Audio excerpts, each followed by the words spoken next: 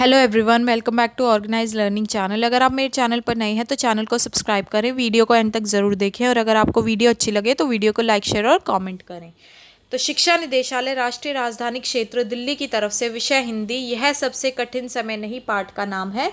कार्यपत्रक number 20 है। तिथि 28 सितंबर 2021 के लिए। कक्षा 8 का ये कार्यपत्रक है। यहाँ विद्यार्थी अपना नाम लिखेंगे और यहाँ अपने कक्षा अध्यापक या अध्यापिका का नाम लिखेंगे। प्यारे बच्चों, आपकी पाठ्य पुस्तक वसंत के पाठों पर आधारित इन कार्यपत्रकों के माध्यम से आपसे विभिन्न पाठों पर चर्चा की जा रही है। तो ये जो कार्यपत्रक है, इनमें आपसे आपकी जो पाठ्य पुस्तक वसंत है उसके विभिन्न पाठों की चर्चा जो है वो की जा रही है। तो आइए इसी क्रम में आज जया जादवानी रचित यह सबसे कठिन समय नहीं कविता पर चर्चा करते हैं। तो इसी क्रम के अनुसार अब जया जादवानी जी द्वारा रचित एक कविता है जिसका नाम है यह सबसे कठिन समय नहीं। इस पर अब चर्चा करते हैं। तो पहले हम सारी पंक्तियां पढ़ेंगे उस कविता की और फिर उनका आशय देखते हैं, मतलब उनका मतलब समझते हैं। ठीक है। तो पहली है जैसे, नहीं यह सबसे कठिन समय नहीं, अभी भी दबा है चिड़िया की चोंच में तिनका और वह उड़ने की तैयारी में है। अभी भी झरती हुई पत्ती थामने को बैठा है हाथ एक, अभी भी भीड़ है स्टेशन पर, अभी भी एक रेलगाड़ी जाती है गंतव्य तक। जहाँ कोई कर रहा होगा प्रतीक्षा, अभी भी कहता है कोई किसी को जल्दी आ जाओ कि अब सूरज डूबने का वक्त हो गया। अभी कहा जाता है उस कथा का आखिरी हिस्सा जो बूढ़ी नानी सुना रही सदियों से। दुनिया के तमाम बच्चों को अभी आती है एक बस, अंतरिक्ष के पार की दुनिया से लाएगी बचे हुए लोगों की खबर। नहीं यह सबसे कठिन समय नहीं। तो अब इनकी इन पंक्तियों का मतलब समझते हैं क्या है। तो कवयित्री के अनुसार चाहे आज चारों ओर अविश्वास फैला है किंतु अभी भी उनके मन में आशा की एक किरण बची है। तो कवयित्री क्या कहना चाहती है इन पंक्तियों से कि आज के वक्त में चारों ओर अविश्वास फैला है, मतलब कोई किसी पर विश्वास नहीं करता, लेकिन फिर भी उनके मन में एक आशा की किरण बची है। वह किरण क्या कहती है? वह कहती हैं कि यह सबसे बुरा समय नहीं। और वो आशा की किरण क्या कह रही है कि यह जो समय है ये सबसे बुरा समय नहीं है।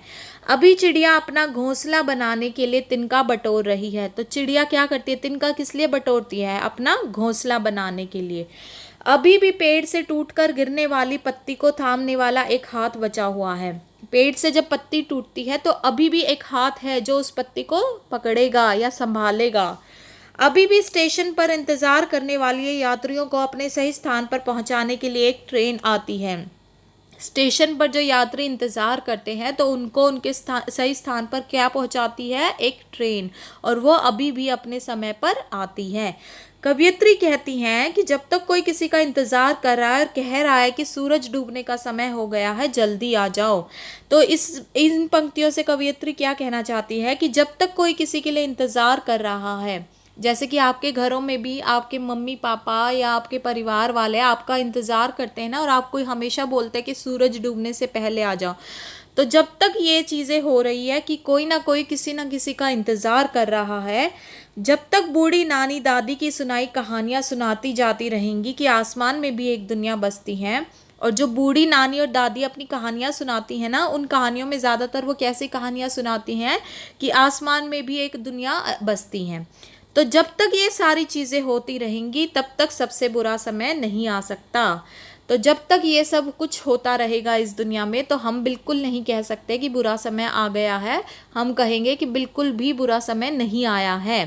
तो आपकी लाइफ में जब तक कोई ना कोई इंतज़ार करने वाला रहेगा, आपकी बूढ़ी नानी दादी आपको कहानियाँ सुनाने के लिए रहेंगी, आपको आपके गंतव्य तक पहुँचाने के लिए एक ट्रेन है, चिड़िया अपना घोंसला बना रही है, कोई पत्ती टूट रही है और उसको थामने वाला कोई हाथ है, तो हम कह सकते हैं कि हमारे मन में अभी भी आशा की एक किरण बची है कि बिल्कुल भी बुरा समय नहीं आ सकता। तो अब हम अपरिचित शब्द पढ़ते हैं इस कविता के। पहला है तिनका। तिनका का मतलब होता है लकड़ी का छोटा सा टुकड़ा। दूसरा है झरती। झरती मतलब गिरना। तीसरा है सदियों। सदियों मतलब पुराने समय से। चौथा है तमाम। तमाम मतलब बहुत सारे। पांचवा है गंतव्य। गंतव्य मतलब जिस स्थान पर हमें पहुंचना होता है। और नेक्स्ट है प्रतीक्षा। प्रतीक्षा मतलब इंतज़ार। अब देखते हैं आशा है आपने इन पंक्तियों के भावार्थ को समझ लिया होगा। आइए इन्हीं पंक्तियों पर आधारित कुछ प्रश्नों के उत्तर खोजते और लिखते हैं। तो आपने जो ये पंक्तियां हैं इनके भाव को, इनके मीनिंग को समझ लिया होगा। तो अब इन्हीं पंक्तियों पर आधारित हम कुछ प्रश्नों के उत्तर खोजते और लिखते हैं। पहला प्रश्न क्या है, निम्न में से कौन सा शब्द पक्षी का पर्यायवाची है। तो पक्षी का पर्यायवाची मतलब पक्षी का दूसरा नाम क्या होता है, तो उसका सही उत्तर हो जाएगा क यानी कि खग। दूसरा प्रश्न है, निम्न में से डूबना का विलोम शब्द छांटिए। तो विलोम मतलब उल्टा, तो डूबना का उल्टा क्या हो जाएगा, जैसे हम कहते हैं ना सूरज डूब गया, तो डूबना का उल्टा जब वो डूबता नहीं है तो मतलब वो हमें दिखता है, तो क्या हो जाएगा उसका उल्टा घ यानी कि दिखना। तीसरा प्रश्न है, चिड़िया ने चोंच में तिनका दबा रखा है। बताइए चिड़िया तिनके का क्या करती होगी। तो चोंच में तिनका चुपकर लाती है ना चिड़िया, और वो तिनका किस लिए लाती है, अभी हमने ऊपर पढ़ा था, वो अपना घोंसला बनाती है। तो इसका उत्तर ये हो जाएगा, चिड़िया ने चोंच में तिनका दबा रखा है। चिड़िया तिनके से अपना घोंसला बनाती है। तो ये हो जाएगा थर्ड क्वेश्चन का आंसर। फोर्थ क्वेश्चन देखते हैं, बच्चों को उनके घरों में कहानियां कौन सुनाता है। तो ये भी हमने अभी ऊपर पढ़ा है, कहानियां कौन सुनाती है, हमारी बूढ़ी नानी या दादी। तो इसका उत्तर ये हो जाएगा, बच्चों को उनके घरों में कहानियां बूढ़ी नानी या दादी सुनाती हैं। अब अगला प्रश्न देखते हैं, जल्दी आ जाओ कि अब सूरज डूबने का वक्त हो गया। पंक्ति से क्या आशय है। तो हमने इसका भी मीनिंग समझा। कोई हमें क्यों कहता है, जो हमारी परवाह करता है, हमसे प्यार करता है, वही कहता है ना कि जल्दी आ जाओ कि सूरज डूबने का वक्त हो गया, कि घर पर सूरज डूबने से पहले आ जाना चाहिए। तो हम इसका आंसर कैसे लिखेंगे, जल्दी आ जाओ कि अब सूरज डूबने का वक्त हो गया। इस पंक्ति से आशय है कि कोई न कोई किसी न किसी का इंतज़ार करता है, और जब तक कोई किसी का इंतज़ार कर रहा है तब तक सबसे बुरा समय नहीं आ सकता। कि कोई ना कोई हर किसी का इंतज़ार करता है, और इसीलिए वो ये शब्द ज़रूर बोलते हैं।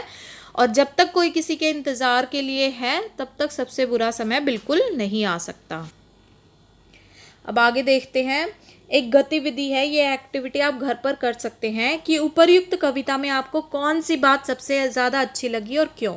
आपने अभी ये ऊपर कविता पढ़ी है, तो इनमें से आपको कौन सी बात सबसे ज़्यादा अच्छी लगी और आप उसका रीज़न देंगे कि आपको क्यों अच्छी लगी। तो अनुच्छेद के रूप में अपने विचार लिखिए। तो आप क्या कर सकते हैं, 30 से लेकर 40 शब्दों में इसको आप अपने विचार लिख सकते हैं कि आपको वो पर्टिकुलर लाइन किस लिए अच्छी लगी, कौन सी लाइन आपको अच्छी लगी, और उसका रीज़न लिख सकते हैं कि आपको वो क्यों अच्छी लगी। और इसी के साथ साथ कोरोना से बचने के लिए नियमित रूप से अपने हाथों को साबुन और पानी से सभी को धोते रहना है। तो आशा है आपको वीडियो अच्छी लगी होगी। अगर आपको वीडियो अच्छी लगी तो वीडियो को लाइक, शेयर और कमेंट करें, चैनल को सब्सक्राइब करें। मिलते हैं नेक्स्ट वीडियो में।